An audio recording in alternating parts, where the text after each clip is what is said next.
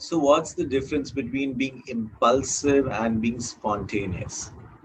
Quite often there is a confusion. And is it good to be spontaneous? And if it is good to be spontaneous, then how is it different from being impulsive? So let me start by sharing a simple example. It could be from anybody's life. There's a small child, and this child loves to paint and draw. That's the natural self expression of that child.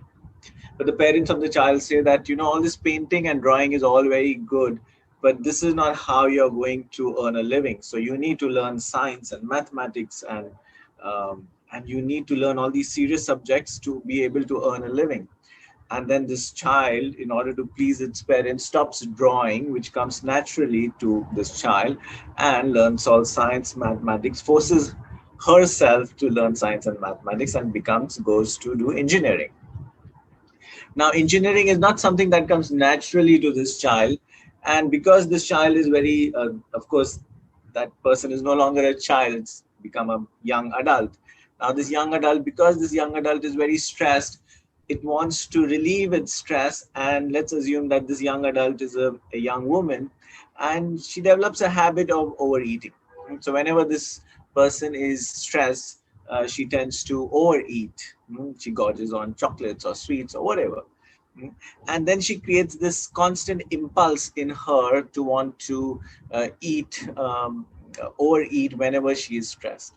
And this is like, I've just given a very simple example, but this is something I'm sure a lot of us can relate to. There are certain things that come naturally to us, which we either allow us to do or we don't. And there are certain impulses which we try to use to make ourselves better in the short run. So let me share from my life the areas where I have learned that these are the impulses that need to be controlled, and these are the areas where spontaneity needs to allow to happen. So when I talk about impulses are areas where I feel there are certain uh, instinctive responses which I need to curb and control for my well-being. The first impulse that needs to be controlled is the impulse for violence. Now, what do I mean by violence?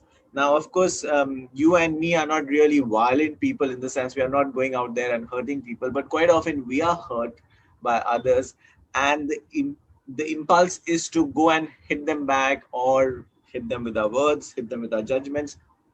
And that's one impulse that really needs to be controlled, because the more you get into this violent space, then you're not really helping yourself, you're not really helping the other person. There's a quote that says that eye for an eye will make the whole world blind. So the first impulse that needs to be controlled is the impulse for violence. The second impulse that needs to be controlled is the impulse for gratification. So whenever we are feeling low, whenever we are feeling stressed, there is something we reach out to. For somebody, it may be food, somebody, it may be shopping, somebody, it may be oversleeping, somebody, it may be pornography, something or the other that makes us full in the short run. But over a period of time, when we indulge this impulse for pleasure, it becomes a craving, and then it becomes an addiction. And then we can't get out of it. So that's the impulse that needs to be controlled, of gratification. The third impulse that needs to be controlled, well, it's not so much to be controlled, but the impulse needs to be overcome. And that is the impulse of procrastination. It's like, TK, I will do this tomorrow, I'll do this day after tomorrow. And we all have that impulse of procrastination. Things are going on, and we keep postponing things that we know which are pending to be done and needs to be done now, but we keep postponing. So these are the three impulses which need to get controlled or regulated: violence, the impulse for gratification, and the impulse for procrastination.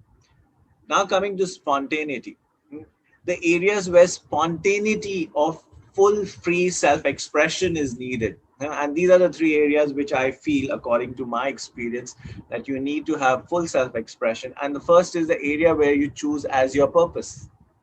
Whatever you're choosing as your purpose in life, that has to come and stem from your natural self expression. It has to be a spontaneous expression.